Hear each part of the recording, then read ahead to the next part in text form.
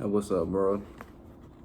We're going to switch it up today. Instead of reading the book that we were reading before, we're going to read The 7 Habits of Highly Effective People, Powerful Lessons in Personal Change, written by Stephen R. Covey.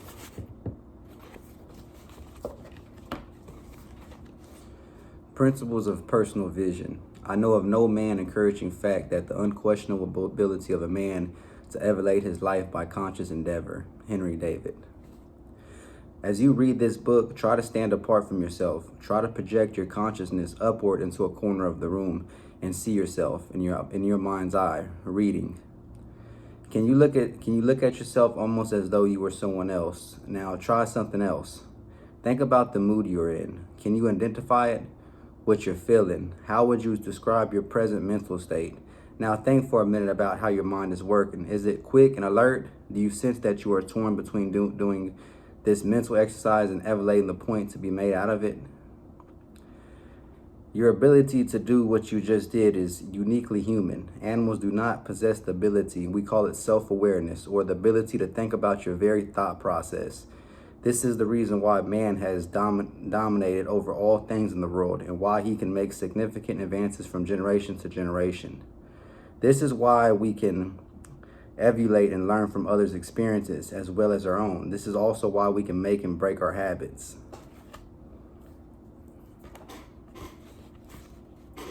We are not feelings, we are not moods, we are not even our thoughts. The very fact that we can think about these things separates us from them and from the animal world. Self-awareness enables us to stand apart and examine even the way we see ourselves, our self-paragram, the most fundamental paragram of effectiveness. It affects not only our attitudes and behaviors, but also how we see other people. It becomes our map of the basic nature of mankind. In fact, until we take how we see ourselves and how we see others into account, we will be unable to understand how others see and feel about themselves in their world. Unaware, we will project our attentions on their behavior and call ourselves objective. This significantly limits our personal potential and our ability to relate to others as well. But because of the unique human capacity of self-awareness, we can examine our paragraph to determine whether they are reality or principle based on, or if they are a function of conditioning and conditions. The social mirror.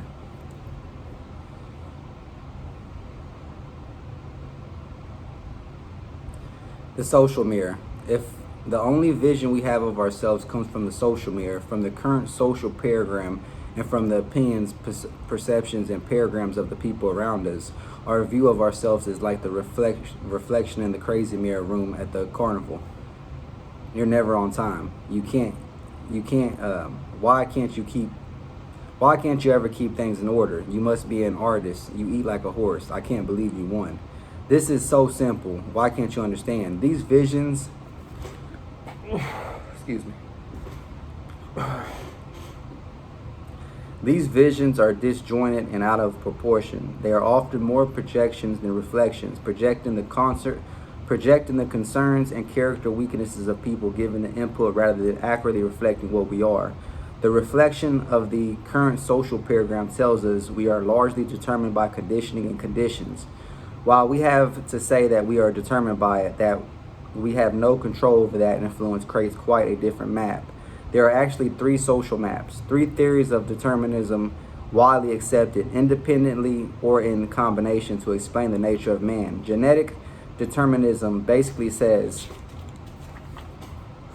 your parents did it to you. That's why you have such a temper. Your grandparents had short tempers and it's in your DNA. It just goes through the generations and you inherit it. In addition, you're Irish, and that's the nature of Irish people. Psych determinism basically says your parents did it to you. Your upbringing, your childhood experiences essentially laid out your personal tendencies and your character structure.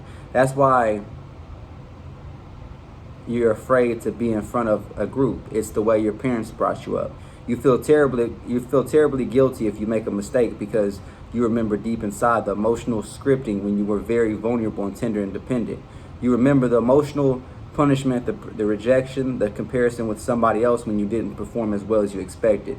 Environmental determinism basically says your boss is doing it to you, or your spouse, or that bratty teenager, or your economic situation, or national policies. Someone or something in your environment is responsible for your situation. Each of these maps is based on the stimulus response theory we most often think of in connection with Pavlov's experience with dogs. The basic idea is that we are conditioned to respond in a particular way to a particular stimulus. Okay.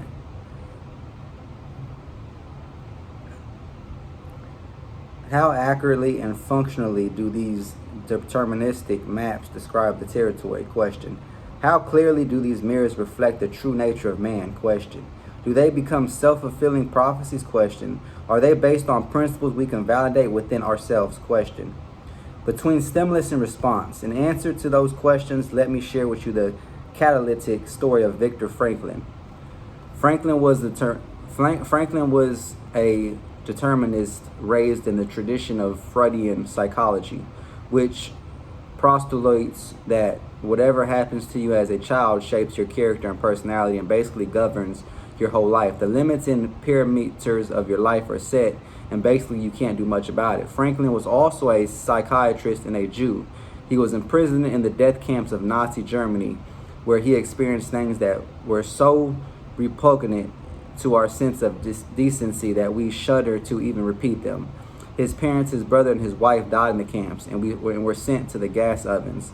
Except for his sister, his entire family perished. Franklin himself suffered torture and innumerable indignities, never knowing from what moment to the next if his path would lead to the ovens or if he would be among the saved who would remove the bodies or shovel out the ashes of those so fainted.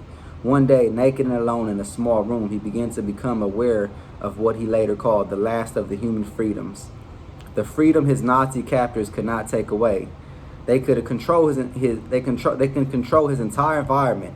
They could do what they wanted to his body. But Viktor Frankl himself was a self-aware being who could look as an observer at his very involvement. His basic identity was intact. He could decide within himself how all of this was going to affect him, between what happened to him or the stimulus and his response to it. What his freedom or power to choose that response. In the midst of his experiences, Franklin would project himself into a different circumstances, such as lecturing to his students after his release from the death camps. He could describe himself in the classroom in his mind's eye and give his students the lessons was learning during his very torture. Through a series of such disciplines, mental, emotional, and moral, principally using memories and imagination, he exercised his small embryonic freedom until it grew larger and larger, until he had more freedom than his Nazi captors. They had more liberty, more options to choose from in their environment, but he had more freedom, more internal power to exercise his options. He became an inspiration to those around him, even to some of the guards. He helped others find meaning in their suffering and dignity in their prison existence. In the midst of the most degrading circumstances imaginable, Franklin used the human endowment of self-awareness to discover fundamental principle about the nature of man. Between stimulus and response, man has the freedom to choose. Between stimulus and response, man has the freedom to choose.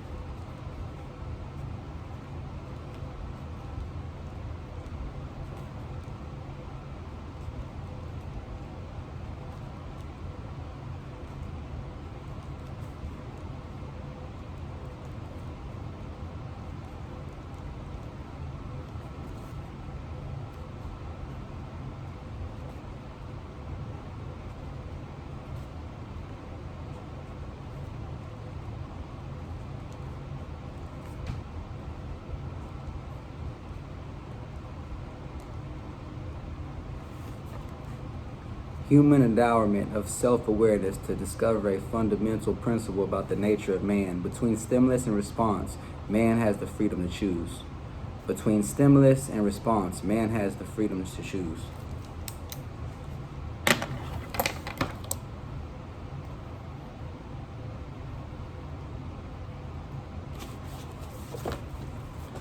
Okay. Within the freedom to choose are those endowments that make us uniquely human. In addition to self-awareness, we have imagination, the ability to create in our minds beyond our present reality. We have conscience, a deeper inner awareness of right and wrong, of the principles that govern our behavior in the sense of the degree to which our thoughts and actions are in harmony with them. And we have independent will, the ability to act based on our self-awareness, free of all other influences. Even the most intelligent animals have none of these endowments. To use a computer metaphor, they are programmed by instinct and our training. They can be trained to be responsible, but they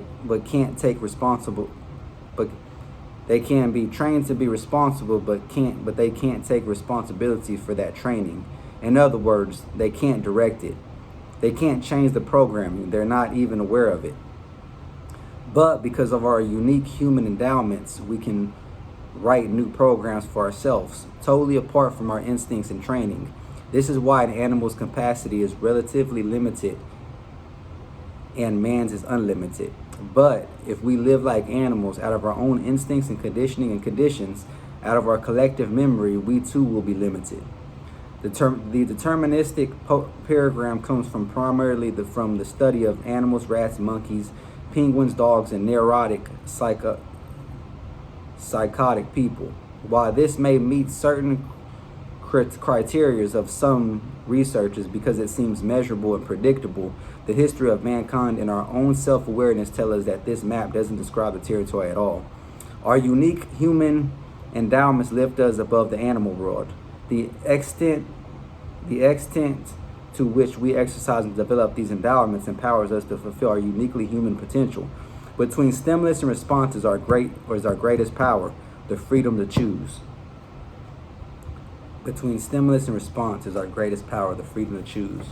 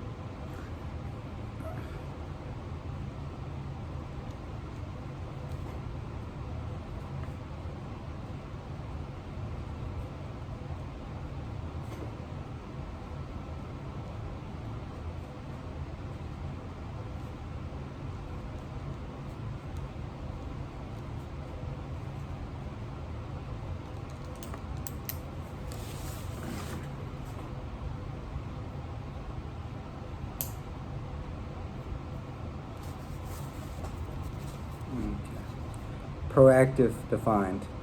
In discovering the basic principle of the nature of man, Franklin described an accurate self-map from which he began to develop the first and most basic habit of highly effective person in any environment, the habit of proactivity. From the word proactivity is now fairly common in management literature. It is a word you won't find in most dictionaries. It means more than merely taking initiative. It means that as human beings, we are responsible for our own lives. Our behavior is a function of our decisions, not our conditions.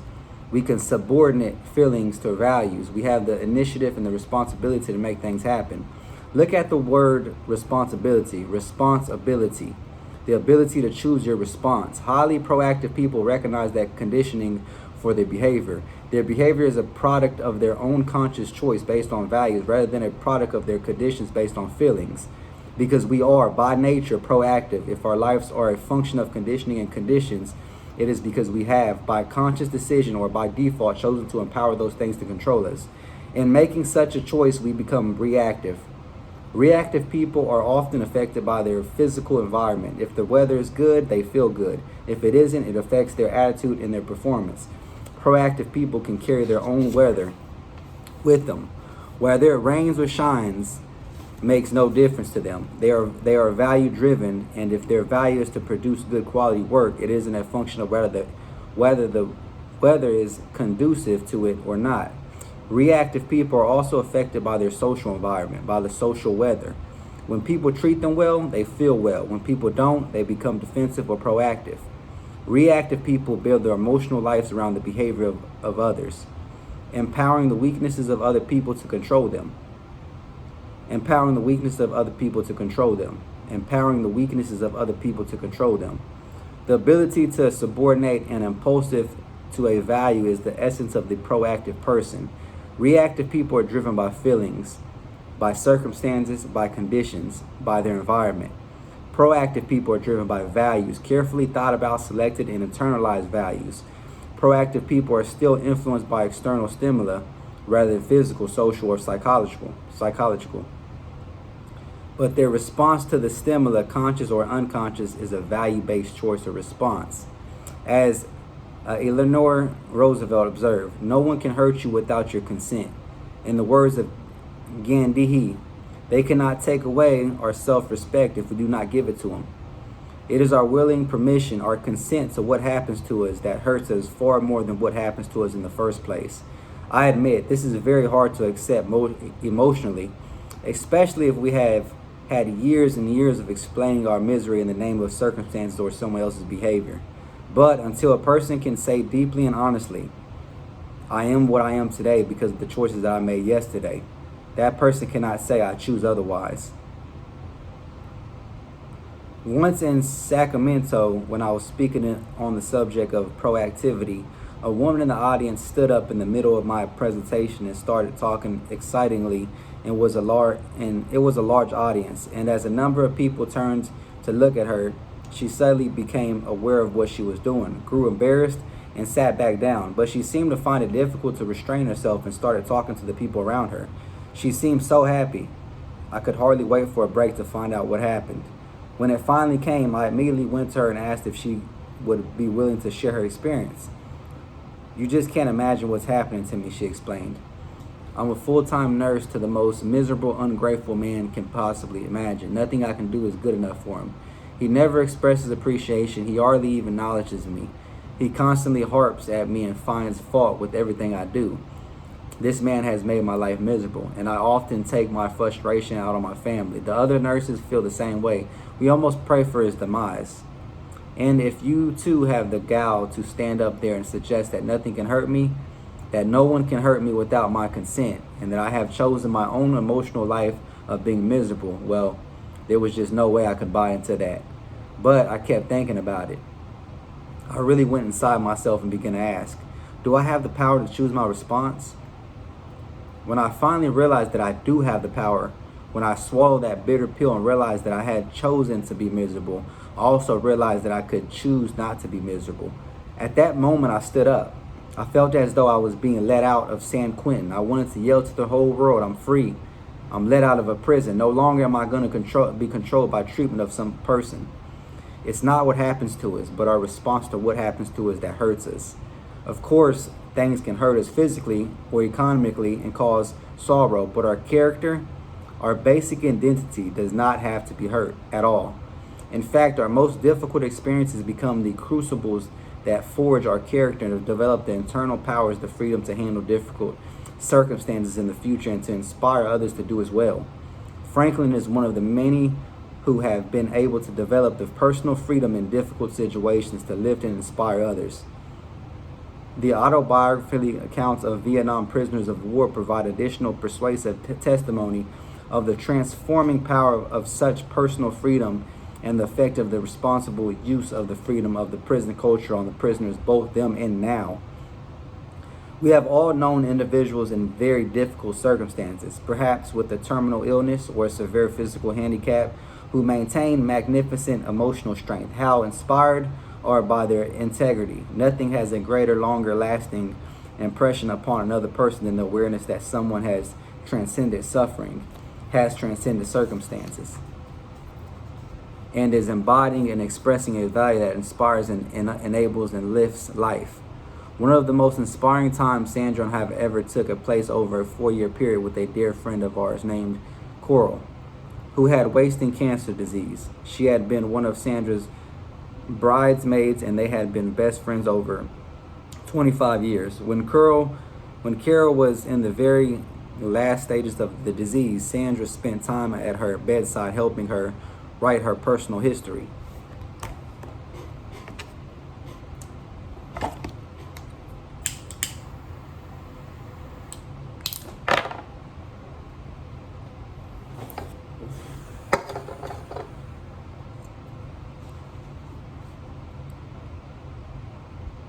She returned from those protracted and difficult sessions almost transfixed by admiration for her friend's courage and her desire to write special messages to be given to her children at different stages in their lives.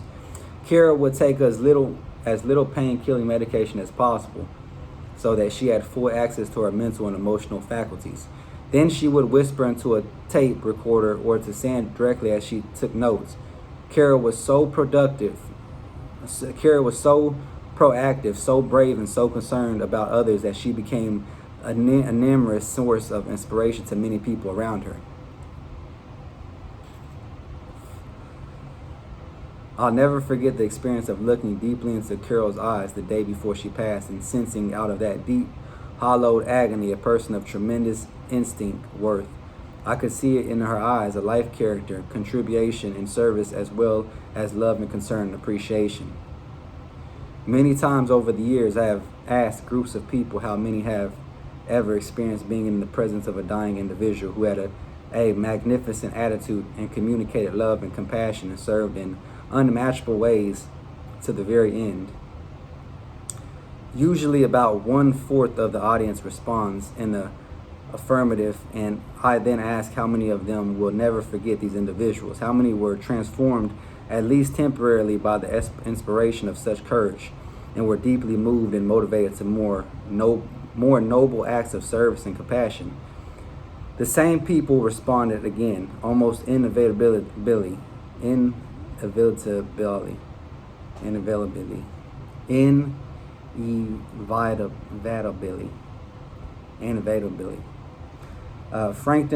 Viktor Franklin suggests that there are 3 central values in life.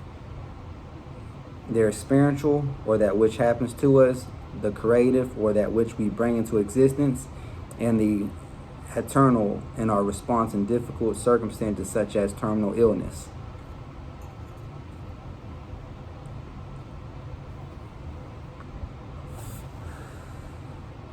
My own experience with people confirms the point Franklin makes, that the highest of the 3 values is attitudinal,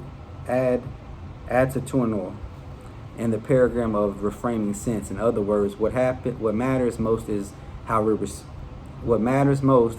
respond to what we experience in life. Difficult circumstances often create paradigm shifts, whole new frames of reference by which people see the world and themselves and others in it, and what life is asking of them. Their larger perspective reflects the attitude values that lift and inspire us all. Taking the initiative.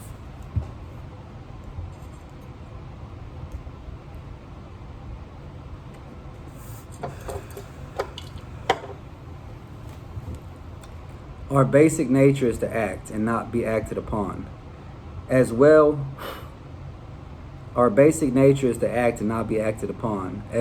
as enabling us to choose our response to particular circumstances. This empowers us to create circumstances. Taking initiative does not mean being pushy, obnoxious, or aggressive. It does mean recognizing our responsibilities to make things happen. Over the years, I have frequently concealed people who wanted better jobs to show more initiative, to take interest in aptitude tests, to study the industry, even the specific problems the organizations they are interested in are facing, and then to develop an effective presentation showing how their abilities can help solve the organization's problems. It's called solution selling and is a key paradigm in business success. The response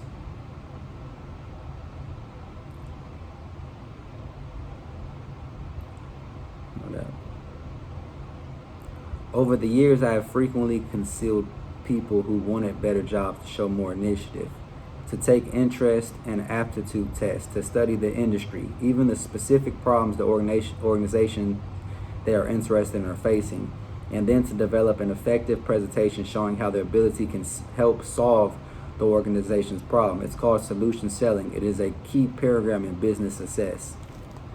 It's called solution selling. It is a key.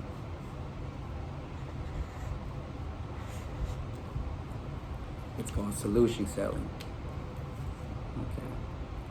To take interest in order they are interested in or facing, and to develop the organizational problem. It's called solution selling. It is a key paradigm in business success. It's called solution selling.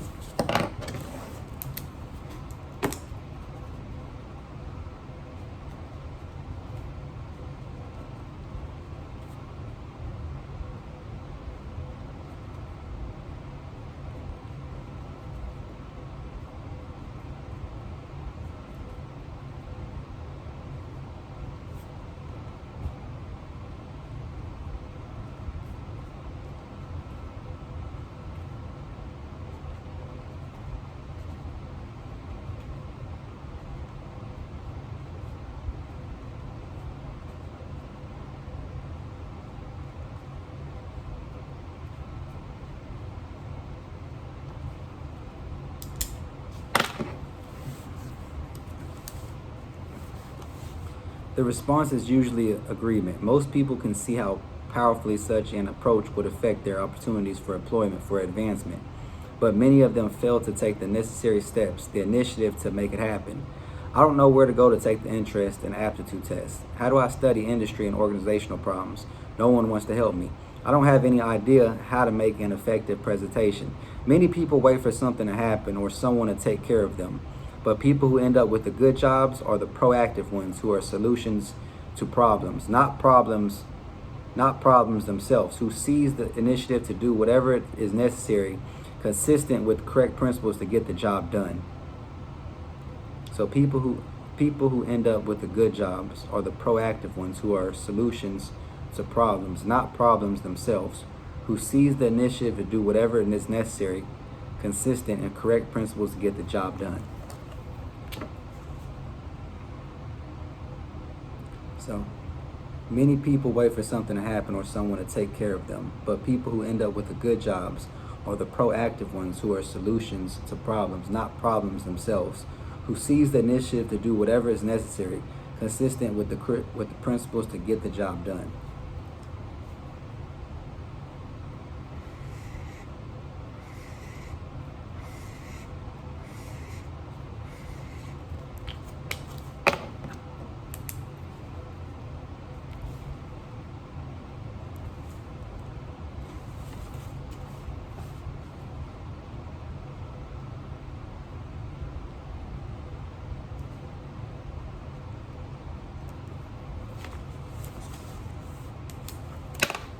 Whenever someone in our family, even one of the younger children, takes an irresponsible position and waits for someone else to make things happen or provide a solution, we tell them, use your R and I, resourceful and initiative. In fact, often before we can say it, they answer their own complaints. I know, use my R and I. Holding people to the responsible course is not demeaning, it is affirming. Proactivity is part of the human nature, and although the proactive muscle may be dormant, they are there. By respecting the proactive nature of other people, we provide them with at least one clear, undistorted reflection from the social mirror. Of course, the maturity level of the individual has to be taken into account. We can't expect high creative cooperation from those who are deep into emotional dependence, but we can at least affirm their basic nature and create an atmosphere where people can seize opportunities and solve problems in an increasingly self-reliant way. Act or be acted upon. The difference between people who exercise initiative and those who don't is literally the difference between night and day. I'm not talking about 25 to 50% difference in effectiveness. I'm talking about 5,000 plus % of difference. Particularly if they are smart, aware, and sensitive to others. It takes initiative to create the PPC, balance of effectiveness, in your life. It takes initiative to develop the 7 habits. As you study the other 6 habits, you'll see that each depends on the development of your proactive muscles. Each puts the responsibility on you to act. If you wait to be acted upon, you will be acted upon, and growth and opportunity consequences attend other road. At one time, I worked with a group of people in the home improvement industry, representatives from 20 different organizations who met accordingly to share their numbers and problems in an uninhabited way. This was during a time of heavy recession, and the negative impact on the particular industry was even heavier than on the economy in general. These people are fairly encouraged as we begin. The first day, our discussions question was what's happening to us? What's the stimulus? Many things were happening. The environmental pressures were powerful.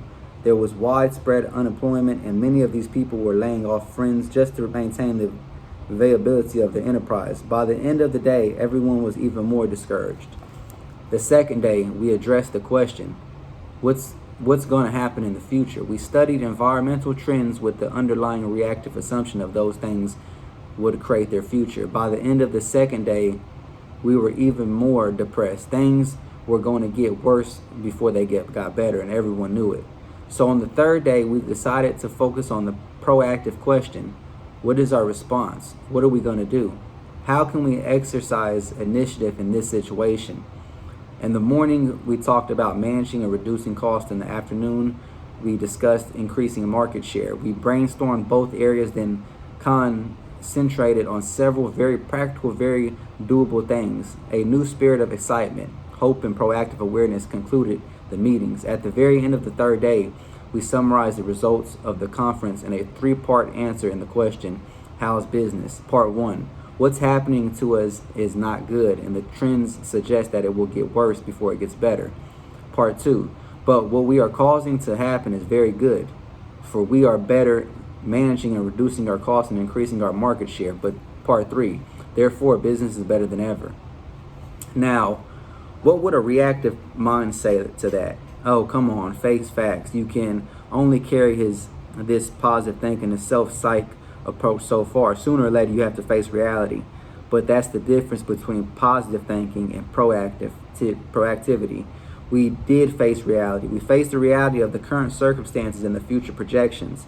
But one also faced the reality that we had the power to choose a positive response to those circumstances and projections. Not facing reality would have been to accept the idea that what's happening in our environment had to determine us. Business, community groups, organizations of every kind, including families, can be proactive. They can combine the creativity and resourcefulness of proactive individuals to create a proactive culture within the organization. The organization does not have to be at the mercy of the environment. It can take the initiative to accomplish the shared values and purposes of individuals involved.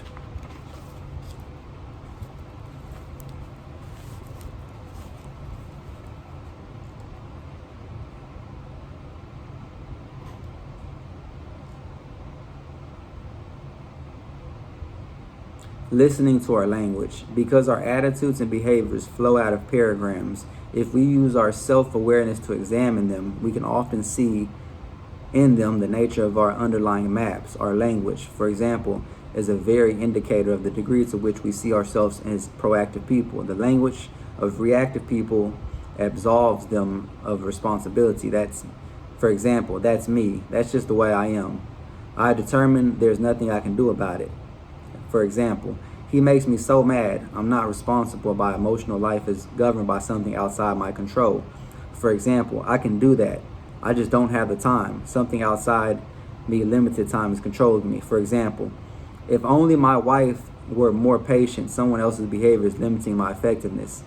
For example, I have to do it. Circumstances or other people are forcing me to do what I do. I'm not free to choose my own reactions. So reactive language, there's nothing I can do. Proactive language, let's look at our alternatives. Reactive language, that's just the way I am. Proactive language, I can choose a different approach. Reactive language, he makes me so mad. Proactive language, I control my own feelings. Reactive language, they won't allow that. Proactive language, I can create an effective presentation. Reactive language, I have to do that. Proactive language, I will choose an appropriate response. Reactive language, I can't. Proactive language, I choose. Reactive language, I must. Proactive language, I prefer. Reactive language, if only. Proactive language, I will. That language comes from a basic paradigm of determinism, and the whole spirit of it is the transfer of responsibility. I'm not responsible, not able to choose my response. One time a student asked me, will you excuse me from my class? I have to go on a tennis trip. You have to go or you choose to go, I asked. I really have to, he explained. Well, what will happen if you don't? Why, they'll kick me off the team. How would you like that consequences? I want it. In other words, you choose to go because you want the consequences of staying on the team. What will happen if you miss my class? I don't know. Think hard. What do you think would be the natural consequence of not coming to class?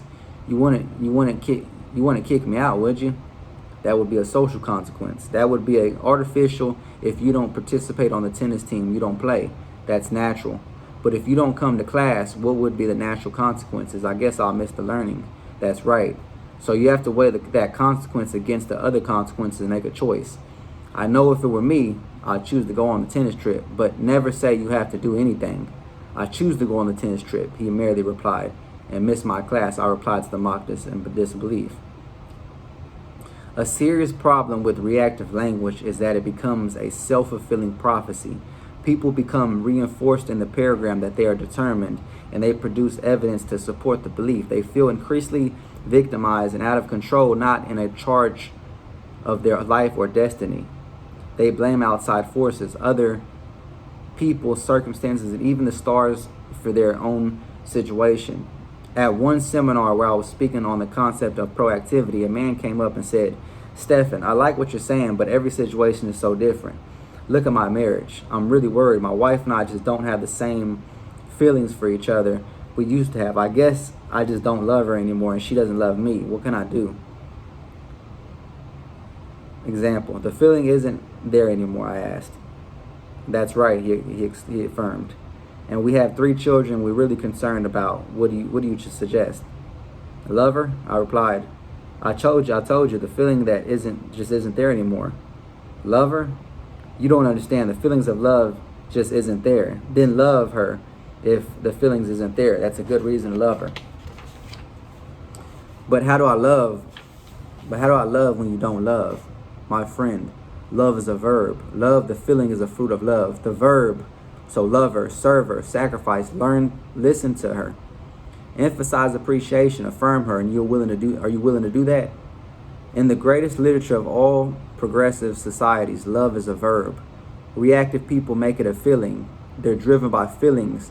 Hollywood has generally scripted us to believe that we are not responsible, that we are a product of our feelings, but the Hollywood script does not describe the reality. If our feelings control our actions, it is because we have abdicated our responsibility and empowered them to do so. Proactive people make love a verb. Love is something you do. The sacrifice you make, the giving of self, like a mother bringing up a newborn into the world. If you want to study love, study those who sacrifice for others, even for people who offend or do not love in return. If you are a patient, look at the love you have for the children you sacrifice for. Love is a value that is actualized through a loving actions. Proactive people subordinate feelings to values. Love, the feeling, can be recaptured.